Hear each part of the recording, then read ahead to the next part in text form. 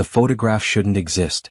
Elena Washington stared at the image of herself from 3 months ago, sitting alone in her favorite coffee shop, completely unaware that someone was watching her. Her hands trembled as she held the picture, noting how the photographer had captured her exact moment of vulnerability, the day she'd received the foreclosure notice. She was looking out the window with tears in her eyes, holding a crumpled letter. No one should have this photo. No one should have been watching her during her most private moment of despair. How do you have this? Elena whispered, her voice barely audible in the luxurious office overlooking downtown Chicago. The leather chair felt cold beneath her, and the city lights below seemed to mock her confusion. Adrian Cross sat across from her, his dark eyes unreadable. He was the kind of man who commanded attention without trying, tall, broad-shouldered, with the kind of confidence that came from never hearing the word no. His black hair was perfectly styled, and his expensive suit probably cost more than Elena made in 6 months. But it was his eyes that unsettled her most. They held secrets, and apparently they held her secrets too. I make it my business to know about people before I work with them, Adrian said, his voice smooth as silk but carrying an edge that made Elena's skin prickle. Your father, Robert Washington, was a remarkable man. He built something beautiful with Washington Fine Arts Gallery. It would be a shame to see it disappear. Elena's breath caught. Her father had died 2 years ago, leaving behind a gallery drowning in debt and a daughter who discovered that her accounting degree meant nothing when faced with the reality of keeping an art business alive. She'd been fighting to save her father's legacy ever since, working 3 jobs and selling her own paintings just to make minimum payments on loans she'd never known existed. My father never mentioned you, Elena said, trying to keep her voice steady. She set the photograph down but couldn't stop looking at it. The violation of privacy felt like ice in her veins. We had a complicated relationship, Adrian replied, and for a moment, something flickered across his face, pain maybe or regret. But that's not why you're here. Elena forced herself to focus on his words instead of the growing list of questions filling her mind. Why had he been watching her? How did he know about her father's debts? And most importantly, why was she sitting in the office of one of Chicago's most powerful businessmen at 9 o'clock on a Tuesday night? You said you could help me save the gallery, Elena said, her voice stronger now. What exactly are you proposing? Adrian stood and walked to the floor-to-ceiling windows behind his desk. From the 40th floor, the city spread out like a glittering web, and Elena couldn't help but think how small her problems must seem from up here. But when Adrian turned back to her, his expression was serious. Marriage, he said simply. Elena blinked. Excuse me? I need a wife. You need financial security. It's a simple business arrangement. Adrian returned to his desk and pulled out a thick legal document. 1 year. You'll live in my penthouse, attend social functions as my wife, and in return, I'll pay off every debt associated with Washington Fine Arts Gallery. You'll also receive a monthly allowance that will allow you to focus on your art instead of working 3 jobs. Elena stared at him, waiting for the punchline. When none came, she laughed, a sharp, disbelieving sound. You're serious? Completely. But, why me? Elena asked, the question that had been bothering her since she'd walked into his office. You could marry anyone. You're wealthy, successful, attractive. She trailed off, realizing she'd just called him attractive. Adrian's lips curved into what might have been a smile. You're right. I could marry anyone. But I need to marry someone who won't fall in love with me. Someone who understands that this is purely business. Someone who has enough to lose that they'll honor the contract. The words stung more than Elena expected. And you think I'm incapable of being loved? I think you're practical, Adrian said, his tone gentler now. I think you're someone who puts family and responsibility above personal desires. I think you're strong enough to handle a year of pretending to be married to a stranger if it means saving something that matters to you. Elena looked down at the contract. The numbers were staggering, enough to pay off every debt, renovate the gallery, and give her a financial cushion she'd never dreamed of. It was everything she'd prayed for during those long nights when she'd stayed up worrying about losing her father's life's work. But the photograph on the desk seemed to stare back at her, a reminder that Adrian Cross knew more about her than he should. There were secrets here, layers of complexity that made her stomach churn with unease. Why do you need a wife? Elena asked. Really? Don't give me some vague answer about business arrangements. If you want me to sign this, I need to know what I'm getting into. Adrian was quiet for a long moment, his fingers drumming against the desk. When he spoke, his voice carried a weight that made Elena listen carefully. My grandfather's will, he said finally. He founded Cross Industries, built it from nothing into what it is today. When he died, he left everything to me with one condition. I had to be married by my 35th birthday, or control of the company goes to my cousin Marcus. When is your 35th birthday? Elena asked, though she had a feeling she already knew the answer. 6 weeks from today. Elena's eyebrows shot up. 6 weeks? And you're just now looking for a wife? I've been resistant to the idea, Adrian admitted.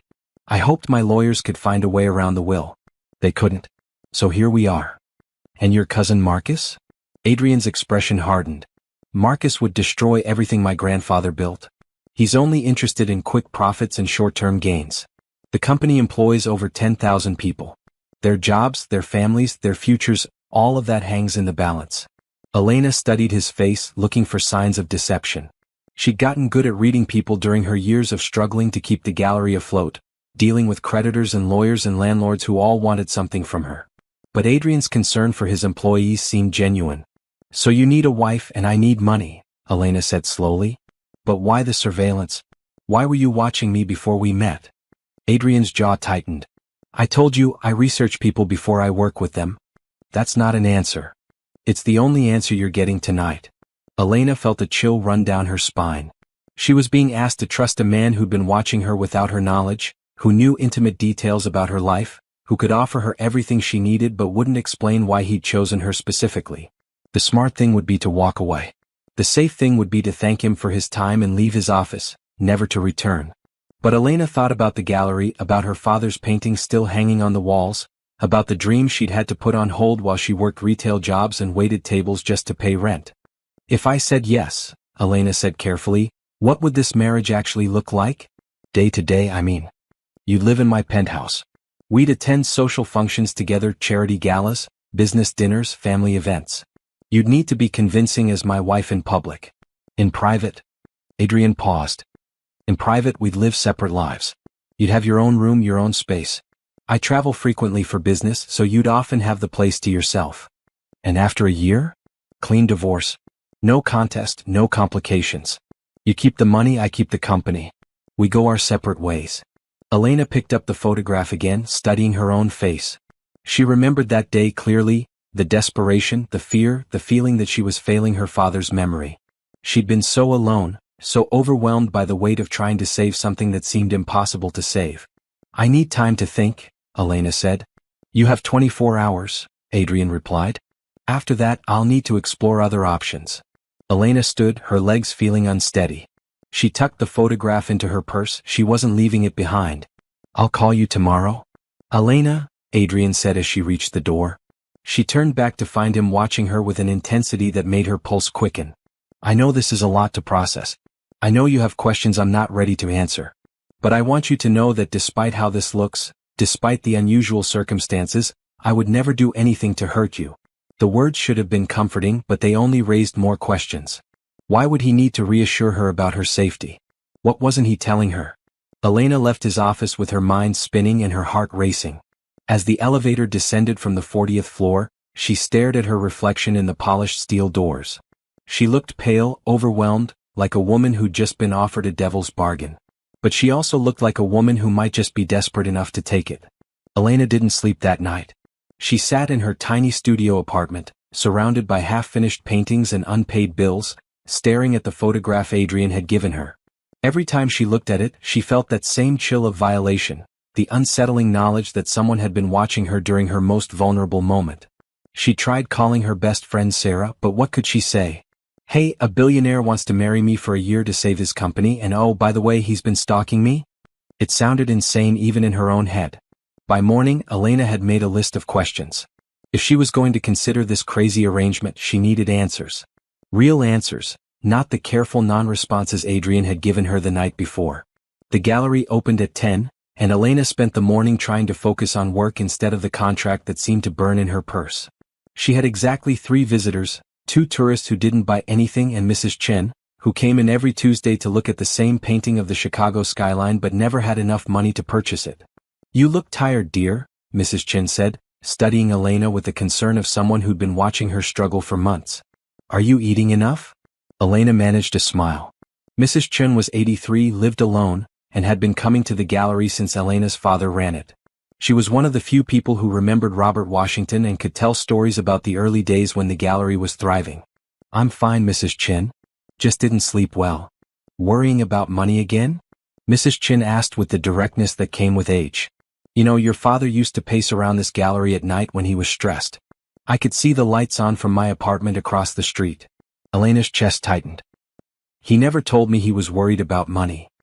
"He didn't want to burden you," Mrs. Chin said gently. "But he was so proud of you. Always talking about your paintings, your talent. He believed you'd do something amazing with your art." After Mrs. Chin left, Elena stood alone in the gallery, surrounded by her father's carefully curated collection. The afternoon light streaming through the windows illuminated a painting he'd been particularly proud of, a vibrant landscape by a local artist who died young and unknown. Her father had believed in supporting artists who might never be famous but whose work deserved to be seen. This was what she was fighting for. Not just a building or a business but a dream. A place where art mattered, where beauty could exist even in a world that seemed increasingly focused on profit and practicality. At 3 o'clock, Elena called the number on Adrian's business card. "I have questions," she said when he answered. "I expected you would. Can you meet me at 4? "No," Elena said, backing away from him. "You don't get to make decisions about my safety without consulting me. You don't get to have me followed and photographed and watched like I'm some kind of object that needs protecting instead of a person who deserves to know when she's in danger." Adrian's face crumpled. "I was trying to do the right thing. The right thing would have been honesty. The right thing would have been treating me like a partner instead of a possession." "You're right," Adrian said quietly. "I'm sorry. I thought if I could handle it myself, you wouldn't have to be afraid. But now I'm afraid anyway, and I'm also angry and hurt and feeling like I can't trust you." Elena's voice broke slightly. "How am I supposed to believe anything you've told me? How do I know this whole marriage isn't just another way of controlling me? Because Adrian started, then stopped, his jaw working like he was trying to swallow words that wanted to come out. "Because what?" "Because I care about you. More than I should. More than our contract allows for." Elena stared at him, her anger warring with something else, hurt, disappointment, and underneath it all, a treacherous flutter of hope. "You care about me, but you don't trust me enough to tell me the truth?" "I was scared," Adrian admitted. "Scared that if you knew how dangerous this could be, you'd leave. And I couldn't bear the thought of you leaving. So you lied to me instead." "Yes. And I was wrong." Elena walked to the window, looking out at the city spread below. Everything looked different now, the streets where she'd walked alone, the coffee shop where she'd sat unaware of being watched, the life she'd thought was private but hadn't been. "What happens now?" she asked without turning around. "Now I tell you everything. No more secrets, no more lies. And we figure out how to handle Marcus together. What if I want to leave?" The silence stretched so long that Elena finally turned to look at Adrian. His face was pale, his eyes desperate. "Then you leave," he said finally. "I'll honor our contract. You'll get everything we agreed upon, and I'll make sure you're safe even if you're not with me. Even though that means you lose your company? Your safety is more important than my company." Elena studied his face, looking for signs of deception. But all she saw was genuine fear, not for himself but for her. "I need time to think," Elena said. "Of course. And I need you to call off the surveillance. All of it." "Elena, that's not safe." "It's not your choice," Elena said firmly. "If we're going to make this work, if I'm going to stay, then we do this as partners. That means I get a say in my own security." Adrian nodded reluctantly. "Okay. But I want to hire a bodyguard. Someone you can see, someone you know about. We can discuss it." Elena started toward the door, then paused. "Adrian? Why didn't your grandfather approve of your father? What really happened between them?" Adrian's expression grew guarded. "What does that have to do with anything? I'm trying to understand your family. If Marcus is willing to threaten innocent people to get what he wants, I need to know what I'm dealing with." Adrian was quiet for a long moment. "My grandfather built Cross Industries through some questionable means. Not illegal exactly, but not always ethical. When my father took over, he tried to clean things up, make the company more socially responsible. My grandfather saw that as weakness, as betrayal of everything he'd built." "And you? What do you see it as?" "I see it as the right thing to do. Which is why Marcus can never get control. He'd take us back to the old ways, the methods my grandfather used. People would get hurt." Elena nodded slowly. The pieces were starting to fit together, Adrian's sense of responsibility, his determination to protect the company, his willingness to enter a fake marriage to keep it out of Marcus's hands. "I'll be in my room," Elena said. "I need to process all of this." "Elena," Adrian called as she reached the door. "I know I don't deserve it, but please don't give up on us." "On this?" Elena met his eyes. "I haven't given up. But trust, once broken, takes time to rebuild." "I have time." "Do you? What if Marcus escalates his threats? What if he finds another way to sabotage your inheritance? Then we'll face it together. If you'll let me." Elena left Adrian's office with her mind spinning and her heart aching. She'd been falling for him, slowly, carefully, but undeniably. The man who made her coffee in the mornings, who listened to her talk about her art, who'd given her back her dreams. But that man had also been lying to her, making decisions about her life without her knowledge or consent. In her room, Elena sat on her bed and stared at her wedding ring. The diamond caught the light beautifully, but now it felt heavy on her finger.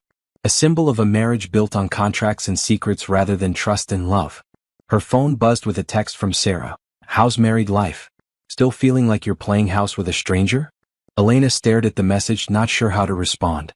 She wasn't playing house with a stranger anymore. She was playing house with a man she was falling in love with, a man who was trying to protect her but didn't know how to trust her with the truth. She typed back, "It's complicated." Sarah's response was immediate, "Good complicated or bad complicated?" Elena looked toward the door, thinking about Adrian probably sitting in his office, wondering if she was going to pack her bags and walk away from their arrangement. Wondering if he'd lost not just his fake wife but the first real connection he'd had in years. "I don't know yet," Elena typed. "But I'm about to find out." Outside her window, the city lights twinkled like stars, beautiful and distant. Somewhere out there, Marcus Cross was probably planning his next move, trying to figure out how to destroy what she and Adrian had built. But Elena was done being a passive player in other people's games. If she was going to stay in this marriage, if she was going to fight for whatever was growing between her and Adrian, then she was going to do it on her own terms. It was time to stop being protected and start being a partner. Elena's lawyer was a 60-year-old woman named Janet Morrison who'd handled her father's estate and had been giving Elena free legal advice for 2 years out of pure kindness. When Elena called her at 7 in the morning, Janet's first words were, "What kind of trouble are you in now?" "The good kind, I think," Elena said, though she wasn't entirely sure. "I need you to look at a contract. Today, if possible." "What kind of contract?" Elena hesitated. "A marriage contract." The silence on the other end of the line stretched so long that Elena thought the call had dropped. Finally, Janet spoke. "Elena, honey, are you feeling okay? Because marriage contracts aren't really a thing in Illinois, and you've never even mentioned dating anyone. It's complicated." "I'll bet it is. Bring me the contract. And bring coffee. Strong coffee." 2 hours later, Elena sat in Janet's cluttered office, watching her lawyer's eyebrows climb higher and higher as she read through Adrian's proposal. "Well," Janet said finally, setting the document down, "this is either the most romantic thing I've ever seen or the most terrifying. Which do you think it is?" "Both." Janet leaned back in her chair. "The financial terms are incredibly generous. Almost suspiciously generous. But the personal clauses." She flipped through several pages. "Elena, this man has essentially written you a blank check in exchange for 1 year of your life. Are you sure you know what you're getting into?" "No," Elena admitted. "I'm not sure of anything. But Janet, look at the numbers. This would solve everything. I could save the gallery, pay off all the debts, and actually have money left over to live on. Money isn't everything, sweetheart. Easy to say when you have it." Janet's expression softened. "I know you're struggling. I know how hard you've been working to keep your father's dream alive. But Elena, marriage is serious business, even when it's supposedly temporary. You'd be legally bound to this man. You'd be sharing a home with him, appearing in public as his wife. What if he's not who he says he is?" Elena had spent the night thinking about the same thing. She'd looked up Adrian Cross online, finding dozens of articles about his business success, his philanthropy, his reputation as one of Chicago's most eligible bachelors. On paper he was perfect, wealthy, successful, well-respected. But the internet couldn't tell her why he'd been watching her or what secrets he was keeping. "I've been thinking about that," Elena said. "And here's what I know, he could have chosen anyone. Models, socialites, women who would jump at the chance to marry a billionaire. But he chose me. A struggling artist with nothing to offer except the ability to keep my mouth shut and play a role. That tells me he's not looking for a real relationship any more than I am. Or it tells you he's looking for someone vulnerable enough to manipulate." Elena winced. Thanks for the vote of confidence. I'm not trying to hurt your feelings. I'm trying to protect you. Janet picked up the contract again. But I have to admit, from a legal standpoint, this is actually pretty fair. The termination clauses are clean. Either party can end the arrangement with 30 days notice. The financial obligations are clearly defined. And there's even a clause about what happens if either party violates the terms of the agreement. What happens? The money stops, but there are no penalties beyond that. No lawsuits, no damages, no vindictive clauses. It's almost like he's trying to make it as easy as possible for you to walk away if you need to. Elena felt some of the tension in her shoulders ease. So you think it's legitimate? I think it's unusual as hell, but yes, it appears to be legitimate. The question is whether you're prepared for the reality of living this lie. That afternoon, Elena walked through the gallery one more time, trying to imagine what it would look like if she could actually afford to restore it properly. The hardwood floors could be refinished, the walls repainted, the lighting updated. She could host opening nights again, bring in new artists, maybe even display some of her own work. Her phone rang at exactly 3 o'clock. Have you made a decision? Adrian's voice was calm, but Elena thought she detected a note of tension underneath. I want to meet your cousin Marcus, Elena said. What? You said he'd destroy the company if he inherited it. I want to meet him and judge for myself. That's not part of the arrangement. Then make it part of the arrangement. If I'm going to marry you to keep him from inheriting, I should know what kind of man I'm fighting against. Adrian was quiet for a long moment. Fine. But not until after we're married. I don't want him to know about our arrangement. Deal. And I want to visit your penthouse before I agree to live there. When? Tonight. I'll pick you up at 7. Elena spent the rest of the afternoon trying to calm her nerves. She changed clothes 3 times, finally settling on a simple black dress that made her feel confident without being too formal. She wasn't trying to impress Adrian, this was a business arrangement after all, but she also didn't want to look like she was desperate. Even though she was. Adrian arrived at exactly 7 o'clock, driving a sleek black sedan that probably cost more than Elena made in 2 years. He looked different again, more relaxed, wearing dark jeans and a button-down shirt instead of his usual business attire. You look nice, he said as she got into the car, and Elena was surprised by how genuine the compliment sounded. Thank you. The drive to his building was quiet, both of them lost in their own thoughts. Elena watched the city pass by outside her window, noting how the neighborhoods grew more upscale as they headed toward the lakefront. By the time they pulled up to Adrian's building, she felt like she'd traveled to a different world entirely. The doorman greeted Adrian by name and looked at Elena with polite curiosity. The elevator ride to the 40th floor felt endless, and Elena's stomach dropped as they climbed higher and higher. Afraid of heights? Adrian asked, noticing her discomfort. Not usually. But I've never lived this far off the ground. You get used to it. The elevator doors opened directly into Adrian's penthouse, and Elena's breath caught. The space was enormous, with floor-to-ceiling windows offering a panoramic view of Lake Michigan. The decor was modern but warm, with rich colors and expensive furniture that somehow managed to feel comfortable rather than intimidating. This is beautiful, Elena said, meaning it. Thank you. Would you like the full tour? Adrian showed her through the main living areas, a gourmet kitchen, a dining room that could seat 12, a library lined with books from floor to ceiling. There were 3 bedrooms, each with its own bathroom, and Adrian made a point of showing her which room would be hers. You'd have complete privacy, he said, opening the door to reveal a spacious bedroom with its own sitting area and a bathroom that was bigger than Elena's entire apartment. Your own entrance, your own key. I travel frequently for business, so you'd often have the whole place to yourself. Elena walked to the window, looking out at the city spread below. It was a beautiful view, but it also made her feel very small and very far from everything she knew. What about my things? She asked. My paintings, my art supplies? There's a studio space on the 39th floor. It's currently being used for storage, but it could be converted. North-facing windows, excellent light. Elena turned to stare at him. You have a studio space? I bought it thinking I might use it as an office, but I never did. It's just sitting empty. The thoughtfulness of the gesture caught Elena off guard. He'd clearly been planning this arrangement for a while, thinking through the practical details of what she'd need to be comfortable. Can I see it? They took the elevator down 1 floor, and Adrian led her through a maze of hallways to a door marked 3902. He unlocked it and stepped aside to let her enter first. The space was perfect. Large, open, with enormous windows that would flood the room with natural light during the day.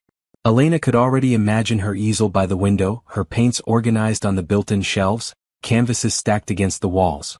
"This is incredible," she whispered. "Is that a yes?" Adrian asked quietly. Elena turned to face him, studying his expression.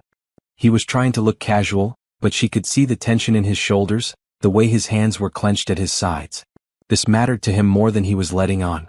"Why me?" she asked one more time. "Really? I need to know." Adrian was quiet for a long moment, looking out at the city lights. When he spoke, his voice was softer than she'd ever heard it. "Because you're the only person I've met who cares about something more than themselves. Because you've spent 2 years fighting for your father's dream when it would have been easier to give up. Because you're honest and brave and you don't let people intimidate you even when they should. You don't know me well enough to know all that." "I know enough." Elena closed her eyes, feeling the weight of the decision pressing down on her. In her heart, she knew she was going to say yes. She'd known it from the moment she'd seen the studio space, imagined the possibilities it represented. But saying yes felt like stepping off a cliff, trusting that Adrian would catch her. "If I do this," she said, "I need some promises from you. Name them. No lies between us. I don't expect you to tell me everything, but what you do tell me has to be the truth." "Agreed. And when this is over, when we get divorced, you don't try to control what I do or where I go. I walk away free and clear." "Of course. And if I ever feel unsafe or uncomfortable, I can leave immediately. No questions, no arguments." "Elena," Adrian said, stepping closer, "I would never hurt you. Never. I need your word." "You have it." Elena took a deep breath, looking around the studio one more time.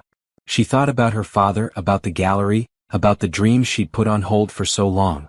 She thought about the alternative, losing everything, starting over with nothing. "Okay," she said quietly. "Yes, I'll marry you." Adrian's smile was like sunrise, transforming his entire face. "Thank you." "Don't thank me yet," Elena said. "We haven't actually pulled this off." "We will," Adrian said with a confidence that made Elena's heart skip.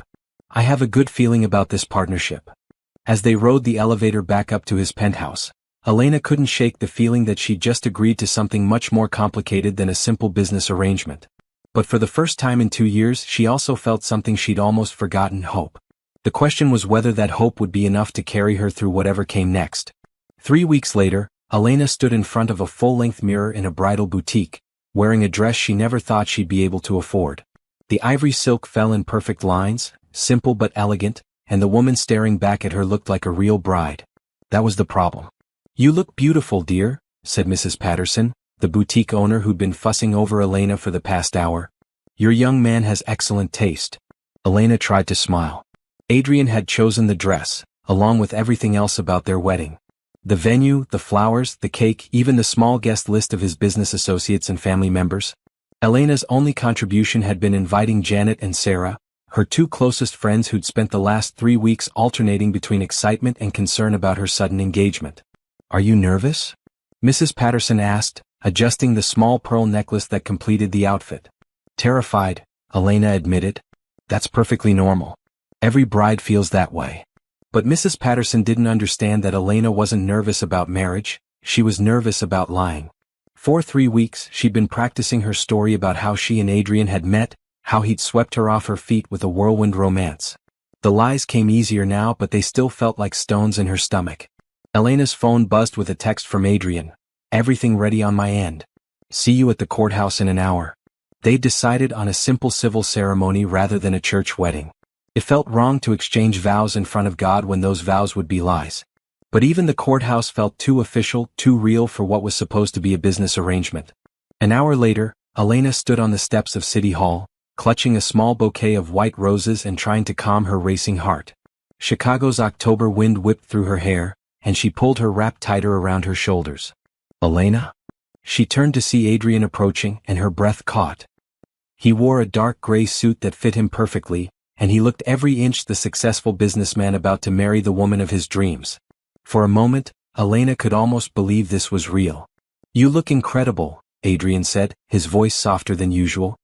He stepped closer, close enough that she could smell his cologne, something warm and expensive that made her think of leather and wood smoke. "Thank you. So do you." Adrian offered her his arm. "Ready to become Mrs. Cross?" "As ready as I'll ever be." They walked into City Hall together, followed by their small group of guests. Janet had tears in her eyes, and Sarah kept snapping photos with her phone. Adrian's family consisted of his older sister Catherine and her husband, both of whom had been polite but distant when Elena met them the week before. His business associates were equally formal, treating the wedding like another corporate event. The ceremony itself took less than 15 minutes. Elena found herself standing in front of Judge Martinez, a kind-faced woman in her 50s who'd probably performed thousands of weddings. But as they began to exchange vows, Elena realized she hadn't prepared for how intimate the moment would feel. "Do you, Adrian Cross, take Elena Washington to be your lawfully wedded wife?" Judge Martinez asked. "I do," Adrian said, his eyes locked on Elena's face. His voice was steady, confident, but Elena thought she saw something deeper in his expression, something that looked almost like hope. "Do you, Elena Washington, take Adrian Cross to be your lawfully wedded husband?" Elena opened her mouth, but for a moment no sound came out. This was it. The point of no return. Once she said these words, she'd be legally bound to a man she barely knew, living a lie that would define the next year of her life. But she thought about the gallery, about her father's dreams, about the studio space waiting for her 39 floors above the city. She thought about the freedom to paint again, to create instead of just surviving. "I do," Elena said, and her voice was stronger than she'd expected. Adrian slipped a ring onto her finger, a simple platinum band with a single diamond that caught the light beautifully. Elena had been surprised when he'd presented it to her the week before, explaining that they needed to look convincing as newlyweds. "The ring is yours to keep," he'd said, "regardless of what happens." Now, as Elena slipped a matching platinum band onto Adrian's finger, she noticed how warm his hands were, how steady. Her own hands were trembling slightly, but Adrian's touch was reassuring. "By the power vested in me by the state of Illinois, I now pronounce you husband and wife," Judge Martinez said with a smile. "You may kiss the bride." Elena's heart stopped. They hadn't discussed this part. In all their planning and contract negotiations, they'd somehow failed to address the fact that weddings traditionally ended with a kiss. Adrian stepped closer, his hands coming up to cup her face gently. "Is this okay?" he whispered, so quietly that only she could hear. Elena nodded, not trusting her voice. Adrian's lips touched hers softly, briefly, but the contact sent electricity through Elena's entire body. It was supposed to be for show, a performance for their guests, but there was something genuine in the way his thumb brushed across her cheek, something tender in the way he held her. When they broke apart, Elena felt dizzy. The applause from their small audience seemed to come from very far away. "Congratulations, Mr. and Mrs. Cross," Judge Martinez said, handing them their marriage certificate. Elena stared at the document, seeing her name written next to Adrian's in official black ink. Elena Cross. It looked strange, like it belonged to someone else entirely. The reception was held at a private dining room in one of Chicago's most exclusive restaurants. Elena sat at the head table next to Adrian, picking at her dinner and trying to make conversation with his sister Catherine. "So how did you and Adrian really meet?" Catherine asked, her tone suggesting she didn't entirely believe the story they'd been telling. "At a coffee shop," Elena said, reciting the lie they'd practiced. "I was having a terrible day and he offered to buy my coffee. We started talking and—" She shrugged, trying to look dreamy and romantic instead of terrified. "How romantic," Catherine said dryly. "And you've been dating for how long?" 6 months, Elena replied, though they'd actually known each other for less than a month. "Funny, Adrian never mentioned you before last month." Elena felt heat creep up her neck. "We kept things quiet at first. Adrian values his privacy." "Yes, he does," Catherine agreed. "Almost to a fault." Before Elena could respond, Adrian stood and tapped his wine glass with his fork. The room fell quiet as he prepared to give a speech. "Thank you all for being here today," Adrian began, his voice carrying easily through the room. "Elena and I know this has been quick, but when you find the right person you don't want to wait." He looked down at Elena, and she was struck by how sincere he sounded. If she didn't know better, she'd believe every word. "Elena brings light into my life," Adrian continued. "She's talented, compassionate, and brave enough to take a chance on a workaholic like me. I promise to spend every day of our marriage proving that I deserve her trust." Elena felt tears prick her eyes. The words were beautiful, even if they weren't entirely true. Or maybe they were true in a way. Maybe that was what made this whole situation so confusing. When it was Elena's turn to speak, she stood on unsteady legs, looking out at the faces of people she barely knew. "I never believed in love at first sight," Elena said, and at least that part was honest. But Adrian changed my mind about a lot of things. He sees possibilities where other people see problems. He believes in dreams that other people would call impossible. And he's given me the gift of believing in myself again." She looked down at Adrian, surprised to find genuine emotion in his eyes. "Thank you for taking a chance on me," she said, and she meant it more than he could know. The applause that followed felt warmer than before, and Elena realized that somewhere in the midst of all their lies, they'd managed to tell a few truths as well. Later that evening, Elena found herself back in Adrian's penthouse. Their penthouse now, still wearing her wedding dress but feeling like she was playing dress-up in someone else's life. "How are you doing?" Adrian asked, loosening his tie as he joined her by the windows overlooking the lake. "I feel like I should be different somehow," Elena admitted. "Like getting married should have changed something fundamental about who I am." "Do you regret it?" Elena considered the question seriously. "Ask me in a year." Adrian smiled. "Fair enough." They stood in comfortable silence, watching the city lights twinkle below.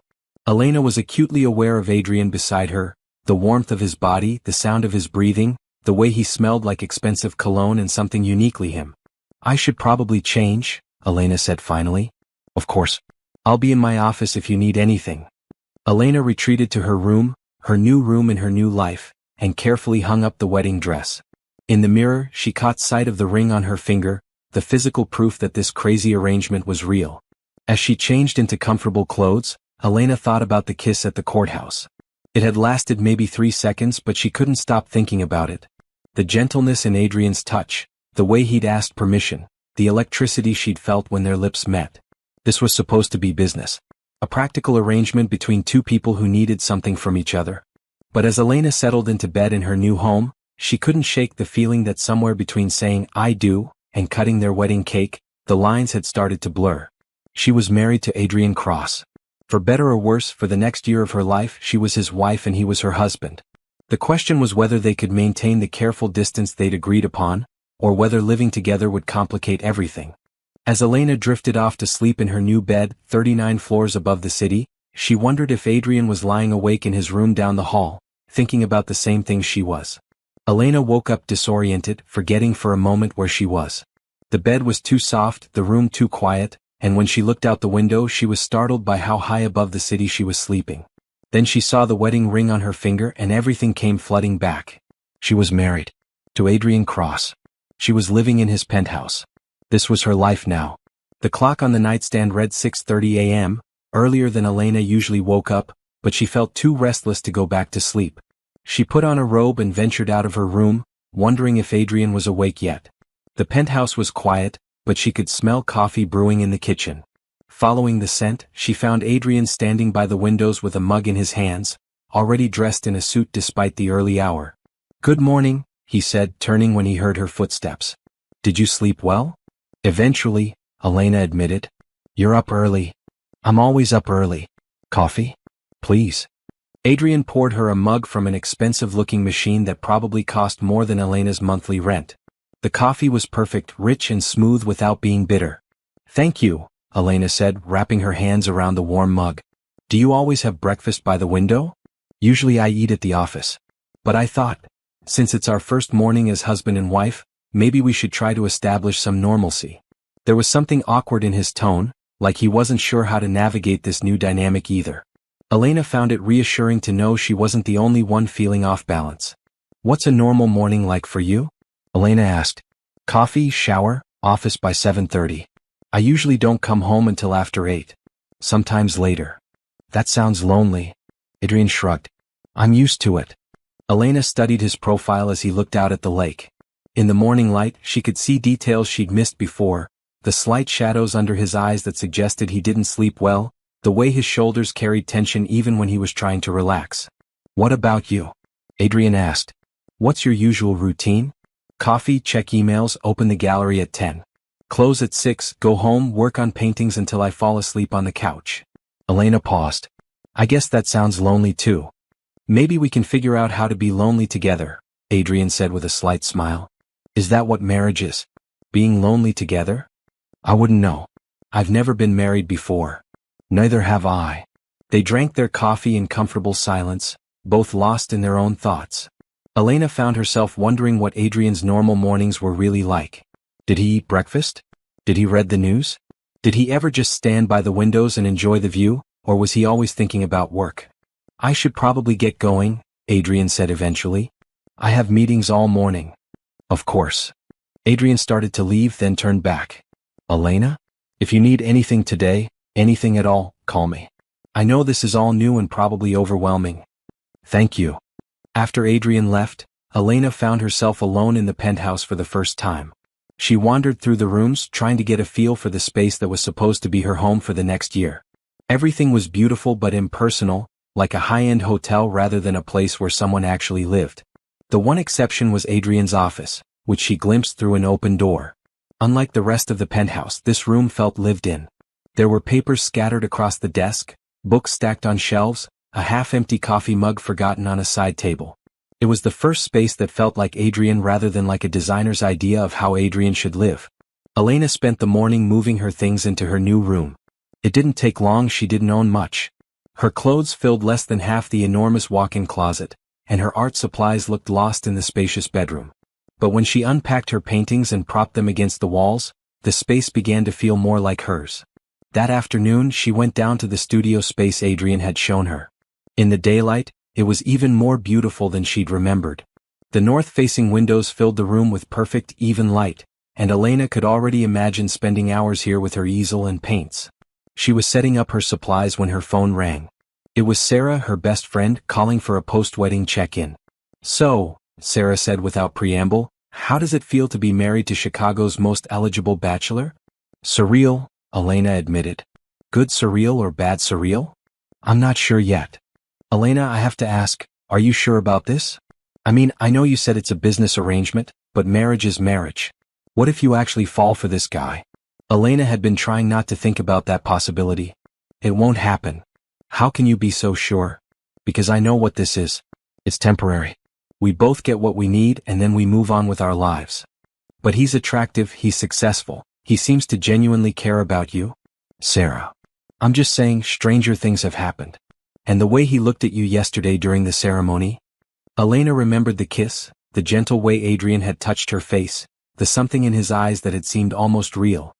It was an act. For the guests. If you say so. After they hung up, Elena tried to focus on organizing her art supplies, but Sarah's words kept echoing in her head. What if she did fall for Adrian? What if the careful boundaries they'd established started to blur? It was dangerous thinking, and Elena forced herself to push it away. This was business. Adrian had been clear about that from the beginning, and she needed to remember it. That evening, Elena was cooking dinner when Adrian came home. She decided to make pasta, something simple that she couldn't mess up too badly in the unfamiliar kitchen. Something smells good, Adrian said, loosening his tie as he entered the kitchen. I hope you like spaghetti. I wasn't sure what you usually eat for dinner. I usually order takeout. Or eat at the office. Well, tonight you get home cooking. Fair warning, I'm not much of a chef. Adrian smiled. I'm sure it's better than whatever I would have managed. As they sat down to eat, Elena was struck by how domestic the scene felt. If someone looked through the windows, they'd see a married couple sharing dinner in their beautiful home, talking about their days like couples do. How was your first day as a married woman? Adrian asked. Quiet. I spent most of it setting up the studio. Thank you again for that space, it's perfect. I'm glad you like it. What will you paint first? Elena considered the question. I'm not sure. It's been so long since I've had the freedom to paint whatever I want instead of what I think will sell. What do you want to paint? Honestly? You. Adrian's fork paused halfway to his mouth. Me? Elena felt heat creep up her neck. I mean, as a subject. You have interesting features. Good bone structure. And the way the light hits your face in the morning. She trailed off, realizing how personal that sounded. You've been studying my face? It's what artists do. We observe. And what do you observe about me? Elena met his eyes across the table. You're tired. You work too hard. You carry a lot of responsibility, and sometimes it shows in the way you hold your shoulders. But there's also something else, something you're not telling me. Adrian set down his fork. What do you mean? I mean, you have secrets. Big ones. And sometimes when you think I'm not looking, you get this expression like you're carrying the weight of the world. Adrian was quiet for a long moment, looking down at his plate. When he spoke, his voice was softer than usual. My grandfather didn't just leave me his company, he said. He left me his mistakes too. Cross Industries has a complicated history. Not everything we built was built cleanly. Elena waited, sensing that this was important. When I took over, I found out about some business practices that, let's just say, they wouldn't meet today's ethical standards. I've been spending the last 5 years trying to clean up the mess, make amends where possible, steer the company in a better direction. Is that why your cousin can't inherit? Because he doesn't care about fixing those mistakes. Marcus would make them worse. He sees the company as a cash machine, not as something that employs real people with real families. If he took over, he'd cut jobs, close factories, sell off assets for quick profits. Everything my grandfather built would be gone within 5 years. Elena began to understand the weight Adrian carried. It wasn't just about keeping his inheritance. It was about protecting thousands of people who depended on Cross Industries for their livelihoods. That's a lot of pressure, Elena said softly. It's my responsibility. But who takes care of you? Adrian looked up, seeming surprised by the question. What do you mean? I mean, you're worried about 10,000 employees trying to fix your grandfather's mistakes, running a billion-dollar company, and dealing with family pressure to get married. Who makes sure you're okay? Adrian stared at her for a moment, and Elena saw something vulnerable flicker across his face. I've never really thought about it. Maybe you should. They finished dinner in contemplative silence, both lost in their own thoughts. As Elena cleared the dishes, she was aware of Adrian watching her, but when she glanced at him, he looked away. Elena, Adrian said as she loaded the dishwasher, can I ask you something? Of course. Do you ever regret not pursuing your art more seriously? I mean, before your father died and you had to take over the gallery? Elena paused, considering the question. Sometimes. But I also loved working with my father. The gallery was his dream, but it became mine too. I just wish I could have done both, kept the gallery running and still had time for my own work. And now you can. Now I can, Elena agreed. Thanks to you. We're helping each other, Adrian said. That's what partners do. Partners. Elena liked the sound of that better than business arrangement or fake marriage. It implied equality, mutual support, shared goals. Adrian, Elena said, turning to face him fully, I know we agreed this was just business, but if we're going to live together for a year, maybe we could try to actually be friends too. Adrian smiled, and it was the most genuine expression Elena had seen from him yet. I'd like that. As they said goodnight and retreated to their respective bedrooms, Elena felt something shift between them. The careful distance they'd maintained was still there, but there were cracks in it now. Small openings that let light through. Lying in bed that night, Elena thought about what Sarah had said about falling for Adrian. It still seemed impossible. They barely knew each other, and their entire relationship was built on a contract with an expiration date. But she couldn't deny that she was beginning to care about him as a person. The weight he carried, the responsibility he shouldered, the loneliness she recognized because it mirrored her own, all of it made her want to understand him better. Maybe that was dangerous. Maybe she should maintain the boundaries they'd agreed upon and keep things strictly professional. But as Elena drifted off to sleep, she found herself looking forward to tomorrow morning's coffee by the windows, to the possibility of learning more about the man she'd married, to the strange new life they were building together. One day at a time. 2 weeks into their marriage, Elena and Adrian had developed a routine that felt surprisingly natural. They shared coffee in the mornings, discussing their plans for the day like a real couple. Adrian still left early for work and came home late, but he'd started texting Elena during the day, small messages that kept her connected to his world. Big meeting this afternoon. Wish me luck. Saw a painting in a gallery window that reminded me of your work. Home by 7 tonight. Should I pick up dinner? Elena found herself looking forward to these messages more than she probably should. They made her feel less alone in the enormous penthouse, less like she was living in a beautiful prison. She'd been spending her days in the studio, painting for the first time in months without worrying about whether the work would sell. The freedom was intoxicating. She'd started 3 new canvases, abstract pieces that captured her complicated feelings about her new life in swirls of color and light. How's the art coming? Adrian asked one evening as they shared Chinese takeout on the couch. He'd loosened his tie and rolled up his sleeves, looking more relaxed than she'd ever seen him. Good. Different. I'm painting emotions instead of landscapes for once. What kind of emotions? Elena considered how to explain. Uncertainty. Oh. Fear of falling. Adrian's eyes met hers. Fear of falling? In general, Elena said quickly. Not specifically. But they both knew that wasn't entirely true. The longer they lived together, the harder it became to ignore the growing attraction between them. It showed up in small moments, the way Adrian's hand lingered when he passed her coffee, the way Elena found herself watching his mouth when he spoke, the comfortable silences that felt charged with possibility. "I have a charity gala next weekend," Adrian said, changing the subject. "Black tie. Would you be willing to come as my wife?" "Of course. That's part of our arrangement." "Right. Business." Elena nodded, but the word felt wrong. Nothing about their relationship felt like pure business anymore. The next morning, Elena woke to the sound of rain against the windows. The penthouse felt cozier in the gray morning light, and she found Adrian in the kitchen making pancakes instead of his usual quick coffee and departure. "No work today?" Elena asked, surprised. "I cleared my morning. Thought we could spend some time together. We should probably get to know each other better if we're going to be convincing at public events." Elena poured herself coffee, trying not to read too much into Adrian's decision to stay home. "What do you want to know?" "Everything. Favorite color, biggest fear, childhood dreams, what makes you laugh." "That's a lot of ground to cover. We have all morning." They ended up on the living room couch, facing each other with their feet tucked under them, swapping stories like teenagers at a sleepover. Elena learned that Adrian's favorite color was actually green, not the black and gray that dominated his wardrobe. His biggest fear was letting down the people who depended on him. His childhood dream had been to be an architect, building beautiful spaces that made people happy. "What changed?" Elena asked. "Reality. My grandfather needed someone to take over the company, and I was the only option. My sister wasn't interested, and Marcus was too young and irresponsible." "Do you ever regret it?" Adrian considered the question. "Sometimes. But I've learned to find satisfaction in different things. Fixing problems, protecting jobs, trying to build something better than what existed before." "That's very noble." "It's very lonely," Adrian said quietly. Elena felt her heart clench. "It doesn't have to be. Doesn't it? Look at what I had to do to get married. I couldn't find someone who wanted to be with me for me, so I had to make it a business arrangement. Maybe you weren't looking in the right places." "Where should I have been looking?" Elena met his eyes. "Maybe you should have been looking for someone who understood what it meant to fight for something bigger than yourself.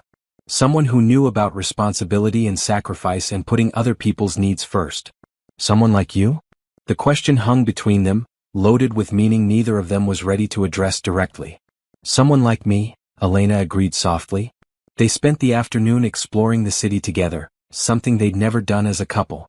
Adrian played tour guide, showing Elena Chicago through his eyes, favorite restaurants, hidden parks, the building where he'd had his first job out of college. "I've lived here my whole life, but I feel like I'm seeing it for the first time," Elena said as they walked along the lakefront. "That's because you're not worried about survival anymore. You can actually see the beauty instead of just trying to get through each day." Elena realized he was right. For the first time in years, she felt free to enjoy simple pleasures, a beautiful sunset, good conversation, the comfortable rhythm of walking beside someone who seemed genuinely interested in her thoughts. "Can I ask you something?" Elena said as they stopped to watch boats in the harbor. "Anything. Why did you really choose me? And don't say it's because I'm practical or won't fall in love with you. I need the real reason." Adrian was quiet for so long that Elena thought he might not answer. When he spoke, his voice was carefully controlled. "Because when I watched you fight to save your father's gallery, I saw something I recognized. Someone who would sacrifice everything for the people they loved. Someone who understood that some things are worth more than money or personal happiness.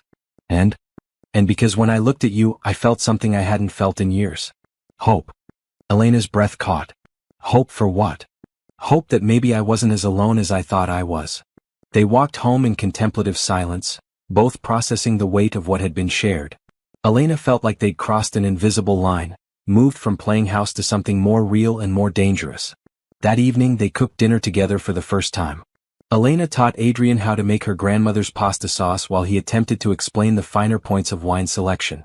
They laughed over his terrible chopping technique and her tendency to oversalt everything. "This is nice," Adrian said as they sat down to eat their imperfect but satisfying meal. "What is?" "This. Having someone to come home to. Cooking together. Talking about something other than quarterly reports and board meetings." Elena smiled. "It is nice. Is this what normal couples do?" "I wouldn't know. I've never been part of a normal couple." "Neither have I." After dinner, they settled on the couch to watch a movie, but neither of them paid much attention to the screen. Elena was hyper-aware of Adrian beside her, the warmth of his body when his arm brushed hers, the way he laughed at the funny parts.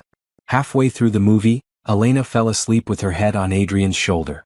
She woke up hours later to find herself covered with a soft blanket, Adrian gone. There was a note on the coffee table, "Didn't want to wake you. Sweet dreams." Elena went to bed that night with her heart racing and her mind spinning. What they were doing felt less like a business arrangement and more like falling in love. But love wasn't part of their contract. Love would complicate everything, make the inevitable ending so much harder. But as she lay in her bed, thinking about Adrian's confession by the harbor, Elena wondered if it was already too late to protect her heart. Maybe the question wasn't whether she would fall for her fake husband, but whether she already had. And maybe, just maybe, he was falling too. Elena discovered the photographs by accident.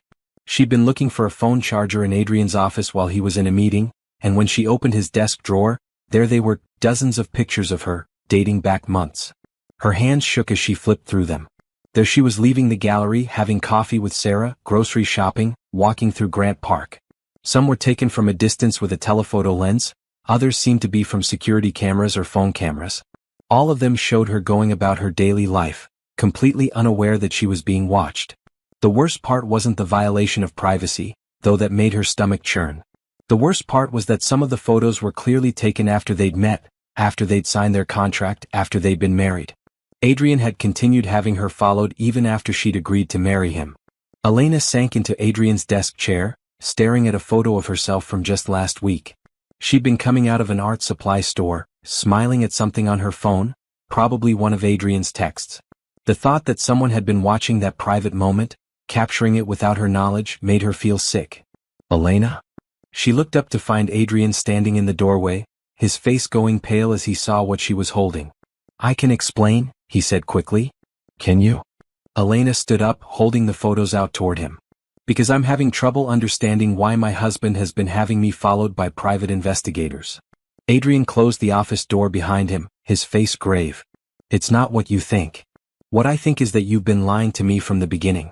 What I think is that this whole marriage is based on you stalking me and manipulating me when I was most vulnerable. That's not true." "Then explain these." Elena threw the photos onto his desk, where they scattered like evidence of betrayal. Adrian ran his hands through his hair, looking more distressed than she'd ever seen him. "The surveillance started before we met. I was having you watched because..."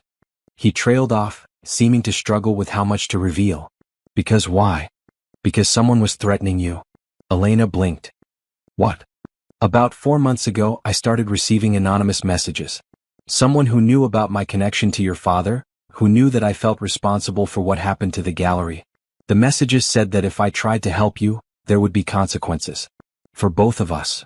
Elena's mind reeled. What kind of consequences? The person claimed they could destroy the gallery's reputation, ruin your career as an artist, even threaten your physical safety. "I hired the investigator to make sure you were protected." "Protected by having me stalked?" "Protected by making sure no one could get close enough to hurt you without us knowing about it." Elena stared at him, trying to process this information. "And you didn't think to tell me someone was threatening me?" "I was trying to handle it without involving you. I thought if I could figure out who was behind the threats, I could make them stop." "And did you?" "Figure out who it was." Adrian's expression darkened. "I have suspicions." "Who?" "My cousin Marcus." Elena sank back into the chair. "Your cousin is threatening me?" "I can't prove it yet. But Marcus has access to information about my grandfather's business relationships, including his connection to your father. And he has the most to gain if our marriage fails and I lose my inheritance. So you think he's trying to sabotage us?" "I think he's trying to scare you away from me. Make you realize that being associated with the Cross family comes with dangers." Elena looked down at the scattered photographs, seeing them in a new light. "These recent ones. I kept the surveillance active because the threats didn't stop after we got married. If anything, they've gotten worse." Elena felt a chill run down her spine. "What kind of threats?" Adrian hesitated, then walked to his desk and pulled out a folder. Inside were printed emails, all from anonymous accounts, all containing messages that made Elena's blood run cold. "She's prettier than I expected. Be a shame if something happened to that face. Car accidents happen all the time in Chicago. Especially to people who don't pay attention to where they're going. Your new wife seems to like walking alone at night. Not very safe for a woman in this city." Elena's hands trembled as she read through the messages. "When did you get these?" The most recent one came yesterday. Yesterday? And you didn't tell me? I was trying to protect you. Elena stood up abruptly, anger flaring. By lying to me? By having me followed like a criminal? By letting me walk around completely unaware that someone wants to hurt me? I was going to tell you. When? After I ended up dead? Elena, please? No. Elena didn't sleep that night. She paced her room, thinking about the threats, the surveillance, the careful way Adrian had been managing her life without her knowledge. By morning, she'd made a decision. She found Adrian in the kitchen at dawn, looking like he hadn't slept either. His hair was disheveled, his eyes red-rimmed, and he was staring at his coffee like it might hold answers to questions he didn't know how to ask. We need to talk, Elena said. Adrian looked up, his expression cautious. Okay. I want to meet Marcus. Elena, that's not a good idea. Why? Because you think he'll try to hurt me? Or because you're afraid I'll learn something you don't want me to know? Adrian winced. Because he's dangerous. Because he'll try to manipulate you, turn you against me. Then you don't have much faith in my ability to see through manipulation.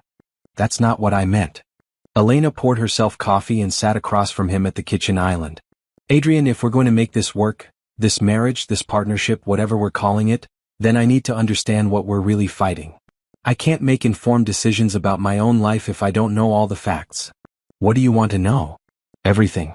Starting with your grandfather's relationship with my father. Adrian was quiet for a long moment, then seemed to come to a decision. Your father worked for Cross Industries when he was young. He was brilliant, creative, had ideas about expansion that could have made the company billions. My grandfather saw his potential and took him under his wing. What happened? My grandfather asked your father to do something unethical. Falsify some environmental impact reports to get approval for a factory that would have polluted a low-income neighborhood. Your father refused. Elena felt her stomach drop. And? My grandfather blacklisted him. Made sure he couldn't get another job in corporate America. Your father had to start over from nothing, which is how he ended up opening the art gallery. So my father's financial struggles. Those were because of your family. Yes. Elena stared at Adrian, processing this information. How long have you known this? I found out about 5 years ago when I was going through my grandfather's papers. I tried to find your father to make amends, but by then he was already sick. So you've been watching me, feeling guilty about what your family did to mine. It started as guilt, Adrian admitted, but it became something else. What? Admiration, respect, and eventually, love. Elena's breath caught. Love. I know it's not part of our contract. I know it complicates everything. But Elena, what I feel for you is real. It started before we met, watching you fight to save something your father built despite impossible odds. It grew when I got to know you, when I saw your strength and your talent and your heart. Elena felt tears prick her eyes. You love me? Yes. But you still didn't trust me enough to tell me the truth. Adrian's face crumpled. I was afraid. Afraid that if you knew how my family had hurt yours, you'd hate me. Afraid that if you knew about the threats, you'd run. I've never had anything to lose before, Elena. I didn't know how to handle being afraid of losing you. Elena stood up, needing space to think. She walked to the windows, looking out at the lake, trying to process everything Adrian had told her. Your grandfather destroyed my father's career because he wouldn't compromise his ethics, she said finally. Yes. And now Marcus wants to inherit a company that your grandfather built through those same unethical practices. Yes. And you're trying to keep that from happening by marrying me, honoring a will that was written by a man who ruined my father's life. Elena. She turned to face him. Do you see the irony in that? You're using your grandfather's own weapon against his legacy. He required you to be married to inherit, probably thinking he was forcing you to settle down and have children to continue the family line. Instead, you're marrying someone whose family he destroyed, someone who'll help you turn his company into something he would have hated. Adrian stared at her. I never thought about it that way. My father would have liked that. He always believed in poetic justice. Are you saying? Elena took a deep breath. I'm saying I want to meet Marcus. I want to understand exactly what kind of man we're fighting. And then I want to make a decision about our marriage based on complete information instead of half-truths and good intentions. Relief flooded Adrian's face. You're not leaving? I didn't say that. I said I want all the facts before I decide. Fair enough. Elena walked back to the kitchen island, standing close enough to Adrian that she could see the hope and fear warring in his eyes. If I stay, she said carefully, things have to change between us. What do you mean? I mean no more lies. No more making decisions about my life without consulting me.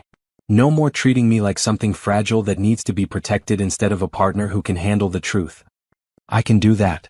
And I want to be involved in the business side of things. If Marcus is threatening us, I want to know what our options are. Legal, financial, whatever it takes to protect ourselves and the company. Adrian nodded. I'll set up a meeting with my lawyers. Good. Elena paused, studying his face. And Adrian? About what you said, about loving me. His expression grew guarded. You don't have to say anything. I know our contract doesn't include feelings. Our contract also didn't include surveillance and death threats, Elena pointed out. I think we can safely say we've moved beyond the original terms. What are you saying? Elena stepped closer, close enough to touch him if she wanted to. I'm saying that somewhere between playing house and learning to trust each other, I started falling for you too. Despite the lies, despite the complications, despite the fact that this was supposed to be temporary. Adrian's eyes widened. Elena. But love without trust doesn't work. So if you want this to be real, if you want us to be real, you have to prove that you can be honest with me. Even when it's scary. Even when you think the truth might hurt me. I can do that, Adrian said, his voice rough with emotion. Can you? Even if it means letting me take risks? Even if it means accepting that I might choose to walk away? Yes. Elena searched his face, looking for any sign of doubt or reservation. What she saw instead was determination and something that looked very much like love. Okay, she said finally.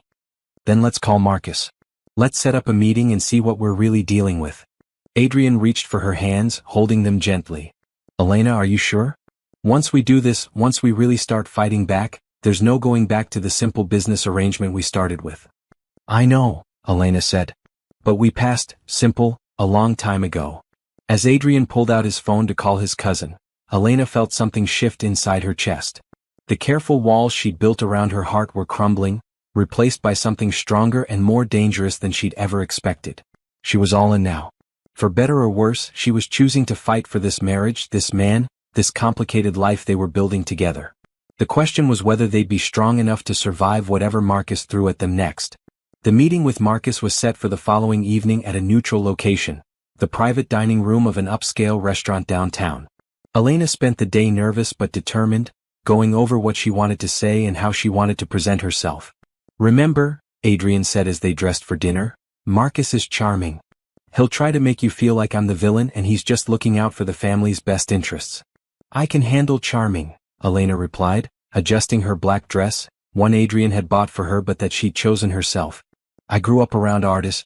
They're all charming when they want something. Adrian smiled, but Elena could see the tension in his shoulders. Are you sure you want to do this? I'm sure. Marcus Cross was indeed charming. He stood when they entered the private dining room, flashing a smile that was warm and welcoming. He was younger than Adrian, probably early 30s with the same dark hair but lighter eyes. Where Adrian carried himself with quiet authority, Marcus had an easy confidence that immediately put people at ease. Adrian, Marcus said, embracing his cousin briefly. It's been too long. Marcus. And you must be the famous Elena, Marcus said, turning his full attention to her. I have to say, you're even more beautiful than the photos suggested. Elena felt Adrian tense beside her. Photos. Wedding photos, of course, Marcus said smoothly. Though I was surprised not to receive an invitation. Family usually gets invited to weddings. It was a small ceremony, Adrian said curtly. So I heard. Very sudden too. Almost like you were in a rush. They sat down to dinner, and Elena found herself studying Marcus carefully. He was polite, funny, asked thoughtful questions about her art and her gallery. If she hadn't known about the threats, she might have liked him. So tell me, Marcus said after they'd ordered, how did you two really meet?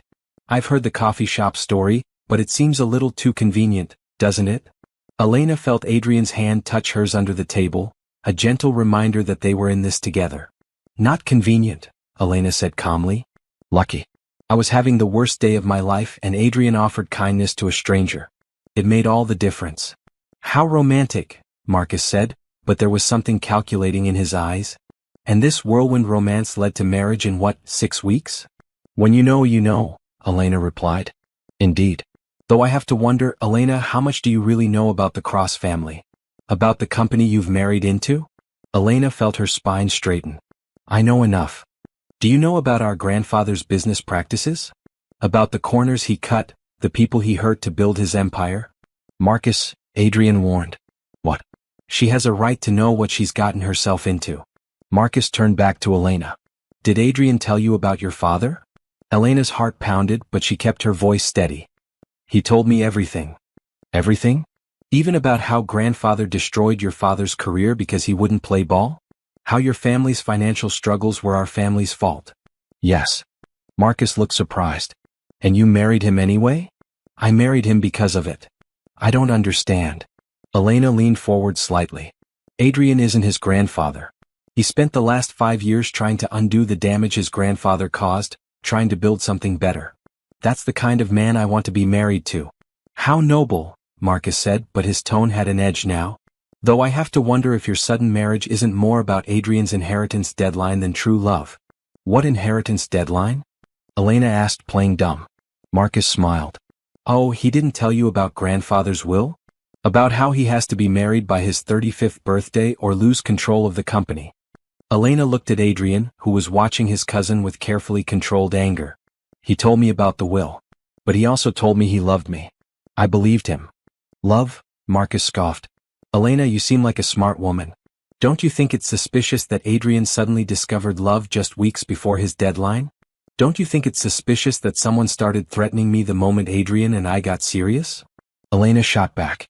The smile faded from Marcus's face. Threatening you? I don't know what you're talking about. Anonymous emails. Surveillance. Warnings about car accidents and walking alone at night. Someone who doesn't want me married to Adrian. That's terrible, Marcus said, but Elena caught the flicker of something in his eyes, guilt, maybe, or fear of being caught. Have you gone to the police? Not yet, Elena said. But we're considering it. You should. Chicago can be dangerous for beautiful women. The threat was subtle but unmistakable. Elena felt Adrian's hand clench under the table, but she kept her own expression calm. It certainly can be, Elena agreed. Especially when the danger comes from people who should be family. Marcus's pleasant facade cracked slightly. I hope you're not suggesting that I would threaten you. I barely know you. Then how did you know what I looked like before you saw wedding photos? Elena asked sweetly. Marcus paused, clearly realizing his mistake. Adrian must have described you. Actually, he didn't, Adrian said quietly. I don't discuss my personal life with you, Marcus. I never have. Then I must have seen you somewhere. Chicago's art scene is small. You've never shown any interest in art, Adrian pointed out. Marcus set down his wine glass, his charming mask finally slipping completely. Fine. You want the truth? Yes, I've been keeping tabs on you, Elena.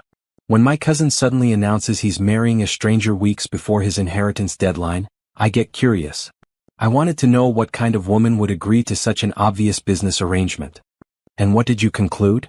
Elena asked. That you're either very smart or very desperate. Probably both. Adrian started to stand, but Elena put a hand on his arm, stopping him. You're right, Elena said to Marcus. I was desperate. Desperate enough to marry a stranger to save my father's gallery. But you know what I discovered? What? That sometimes desperate situations lead to the best outcomes. Because if I hadn't been desperate, I never would have taken a chance on Adrian. I never would have discovered that he's everything I didn't know I was looking for. Marcus leaned back in his chair, studying her with new interest. You really love him? Yes. Even knowing this started as a business arrangement? Especially knowing that. Because it means Adrian didn't choose me for my money or my family connections or because I fit some predetermined idea of what his wife should be. He chose me because he thought I was strong enough to be his partner. And the threats. Elena met Marcus's eyes directly. The threats stop now. Because I'm not going anywhere, Marcus. I'm not some naive girl you can scare away. I'm Adrian's wife, and I'm going to help him build the kind of company that would make our grandfather roll over in his grave. Marcus was quiet for a long moment. Then, unexpectedly, he laughed. I have to admit, I underestimated you, he said. I thought you'd run at the first sign of trouble. Then you don't know me very well. No, I don't. But I'm beginning to think I'd like to. The tension at the table shifted, becoming less hostile and more curious. The threats really stop? Adrian asked his cousin. Marcus nodded. They stop. Though I have to say, if you two can convince me that this marriage is real, You'll have no trouble convincing the lawyers who'll try to contest grandfather's will. Someone's going to contest it? Elena asked. Oh yes, Marcus said. Grandfather had other relatives who feel they deserve a piece of Cross Industries. They'll claim Adrian's marriage is a sham, try to prove he's only fulfilling the letter of the will, not the spirit. Elena looked at Adrian. You didn't tell me about that. I was hoping it wouldn't come to that. It will, Marcus said. But watching you two together, I think you'll be fine. There's something real here, even if it didn't start that way. As they left the restaurant, Elena felt emotionally drained but oddly hopeful. The threats were over, but new challenges were waiting. Other family members who would try to tear apart what she and Adrian had built. Are you okay? Adrian asked as they drove home. I'm okay. Are you? I'm proud of you. The way you handled Marcus, you were incredible. Elena smiled. We handled him. Together. Back at the penthouse, they settled on the couch with glasses of wine, both processing the evening's revelations. So, Elena said, other relatives are going to try to prove our marriage is fake. Probably. How do we prove it's real? Adrian turned to face her fully. Is it real, Elena? Because for me, somewhere along the way it stopped being pretend. Elena set down her wine glass and moved closer to him on the couch. It's real for me too. I love you, Adrian. Not the man you pretended to be when we first met, but the real you. The one who carries too much responsibility and doesn't sleep enough and makes terrible pancakes but tries anyway. Adrian laughed softly. My pancakes aren't that bad. They're pretty bad. I'll work on it. Elena reached up to touch his face, running her thumb along his cheekbone. I love you, Elena said, admiring the ring that somehow captured everything about their journey together. But you know what I love most about this? What? It's not perfect. Look. She held up her hand, showing him how one of the paint chips was slightly smudged, how the stones weren't all exactly the same size. It's beautiful and unique and a little imperfect. Just like us. Adrian laughed, pulling her closer. Just like us. As they stood together in the gallery surrounded by art and love and the life they'd built from the ashes of desperation and necessity, Elena thought about the journey that had brought them here. She'd married a stranger to save her father's dream, but she'd found something she'd never even known she was looking for. A partner, a love, a future that was entirely her own. So what now, Mrs. Cross? Adrian asked. Elena smiled, looking around at the gallery full of art and possibility, then up at the man who'd given her back her dreams and taken her heart in return.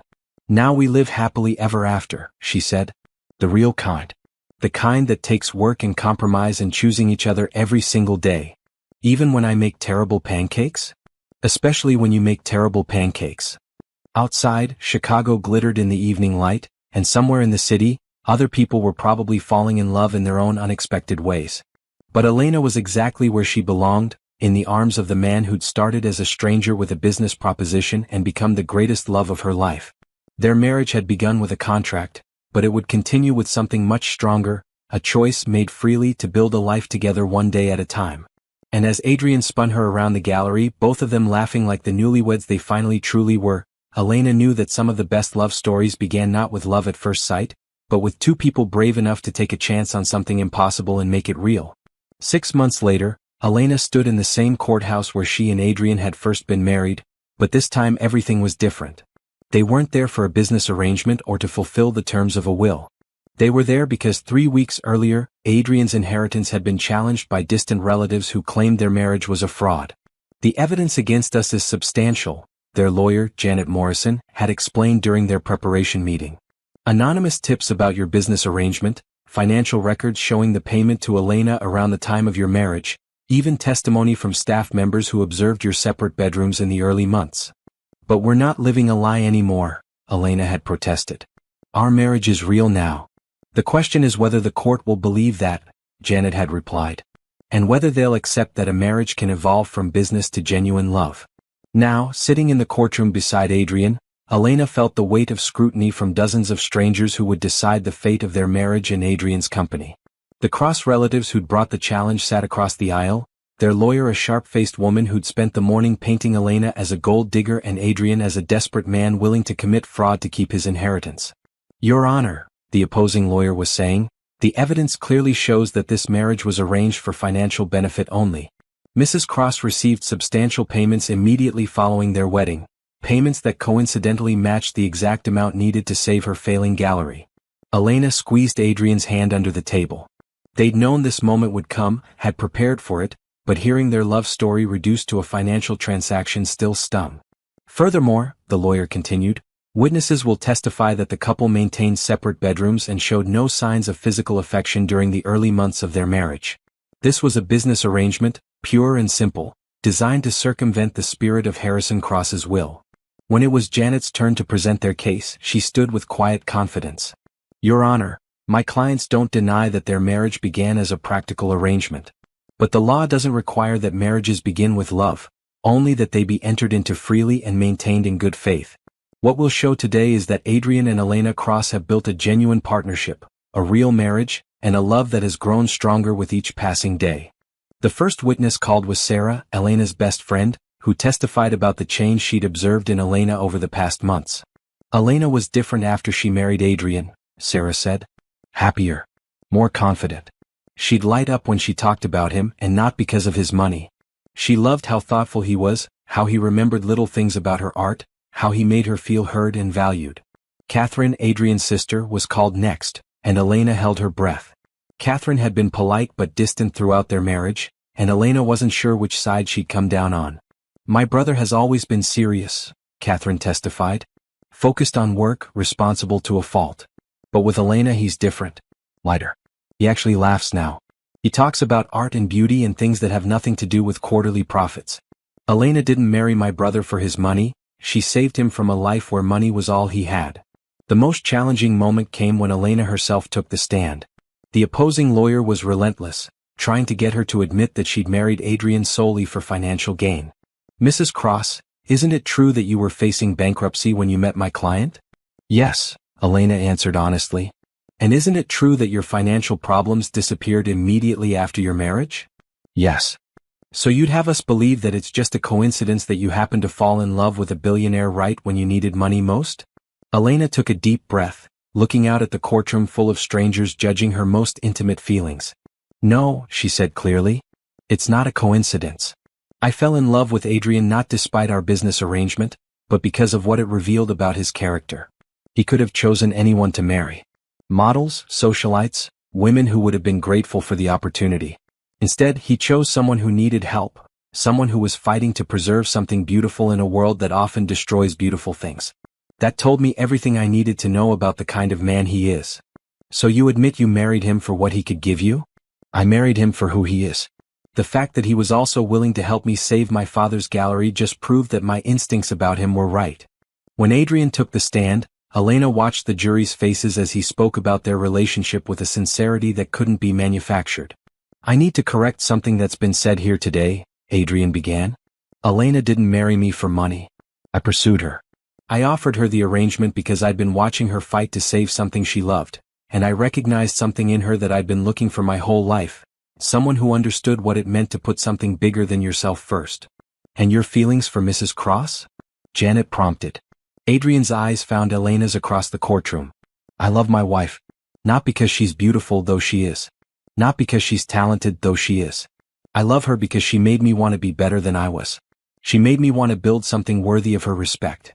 Our marriage may have started as a contract, but it became something real because Elena is the kind of person who makes everything around her more real, more meaningful, more alive. The final witness was unexpected Marcus Cross, who'd asked to testify on their behalf. Your Honor, Marcus said, I have to admit that I initially opposed this marriage. I thought Elena was a fraud, someone taking advantage of my cousin's deadline pressure. He paused, looking ashamed. I even tried to scare her away with anonymous threats. Murmurs rippled through the courtroom. But when I met Elena, when I saw how she and Adrian were together, I realized I was wrong. Their love isn't convenient or calculated. It's messy and complicated and absolutely genuine. Adrian isn't the same man he was before Elena. He's better, happier, more human. And Elena, she's not with him for his money. She's with him because she sees the man I'm only now beginning to understand, someone worth loving. During closing arguments, the opposing lawyer made one final attempt to paint their marriage as fraudulent, but Elena could see that the jury wasn't buying it anymore. Not after hearing witness after witness describe the genuine connection between her and Adrian. Janet's closing was simple and powerful. Your Honor, love doesn't always arrive the way we expect it to. Sometimes it comes disguised as necessity, as partnership, as a practical solution to practical problems. But real love reveals itself through actions, through daily choices, through the way two people choose to build a life together. Adrian and Elena Cross have built something real, something lasting, something worth protecting. Their marriage began with a contract, but it continues with a commitment that goes far deeper than any legal document. The jury deliberated for 3 hours. When they returned, Elena's heart was pounding so hard she could barely hear the foreman read their verdict. We find that the marriage between Adrian and Elena Cross, while it may have begun as a business arrangement, has evolved into a genuine marital relationship that fulfills both the letter and spirit of Harrison Cross's will. Elena felt tears stream down her face as Adrian pulled her into his arms. Around them, the courtroom erupted in noise, celebrations from their supporters, disappointed grumbling from the challenging relatives. Outside the courthouse, Elena and Adrian stood on the steps where they'd first entered as a married couple 6 months earlier. But everything was different now. The fear was gone, replaced by certainty. The pretense was gone, replaced by truth. "So," Adrian said, pulling Elena close, "ready to start our real marriage? I thought we already had." "No, that was us figuring out how to love each other. This is us choosing to keep loving each other, even though we don't have to anymore." Elena looked up at her husband, her real husband, the man she'd chosen and who'd chosen her back every day for 6 months. "I choose you," she said. "For real this time. Forever this time." "Forever," Adrian agreed and kissed her right there on the courthouse steps, in front of reporters and photographers and anyone else who cared to watch. That evening, they celebrated at the gallery, Elena's gallery, which was now thriving thanks to Adrian's initial investment and Elena's renewed passion for her work. The walls were filled with new pieces, including several of Elena's own paintings that were attracting serious attention from collectors. "I have something for you," Adrian said as they stood together in front of Elena's latest painting, a vibrant abstract piece called Falling into Love, that captured the chaos and beauty of their unconventional romance. He handed her a small wrapped box and Elena's heart skipped. "Adrian? Open it." Inside was a new wedding ring, not the simple band he'd given her for their business arrangement, but an intricate piece of art, clearly custom designed. The band was platinum inlaid with tiny chips of paint in every color, and the setting held not just a diamond but small stones in the exact shades Elena favored in her paintings. "Adrian, it's beautiful. I had it made by a jewelry artist in the Arts District. The paint chips are actually from your palette. I saved them from your studio." Elena felt tears prick her eyes. "You saved my paint?" "I saved everything from those early days. The coffee cup you used that first morning, the sketch you left on the kitchen counter, the paint-stained clothes you wore when you were too absorbed in your work to remember to eat. I saved it all because I knew even then that what we were building was precious." Elena let Adrian slip the new ring onto her finger, replacing the one that had symbolized their business arrangement with one that celebrated their choice to love each other. "I love you," Elena said, admiring the ring that somehow captured everything about their journey together. "But you know what I love most about this?" "What?" "It's not perfect. Look." She held up her hand, showing him how one of the paint chips was slightly smudged, how the stones weren't all exactly the same size. "It's beautiful and unique and a little imperfect. Just like us." Adrian laughed, pulling her closer. "Just like us." As they stood together in the gallery surrounded by art and love and the life they'd built from the ashes of desperation and necessity, Elena thought about the journey that had brought them here. She'd married a stranger to save her father's dream, but she'd found something she'd never even known she was looking for. A partner, a love, a future that was entirely her own. "So what now, Mrs. Cross?" Adrian asked. Elena smiled, looking around at the gallery full of art and possibility, then up at the man who'd given her back her dreams and taken her heart in return. "Now we live happily ever after," she said. "The real kind. The kind that takes work and compromise and choosing each other every single day. Even when I make terrible pancakes? Especially when you make terrible pancakes." Outside, Chicago glittered in the evening light, and somewhere in the city, other people were probably falling in love in their own unexpected ways. But Elena was exactly where she belonged, in the arms of the man who'd started as a stranger with a business proposition and become the greatest love of her life. Their marriage had begun with a contract, but it would continue with something much stronger, a choice made freely to build a life together one day at a time. And as Adrian spun her around the gallery, both of them laughing like the newlyweds they finally truly were, Elena knew that some of the best love stories began not with love at first sight, but with two people brave enough to take a chance on something impossible and make it real.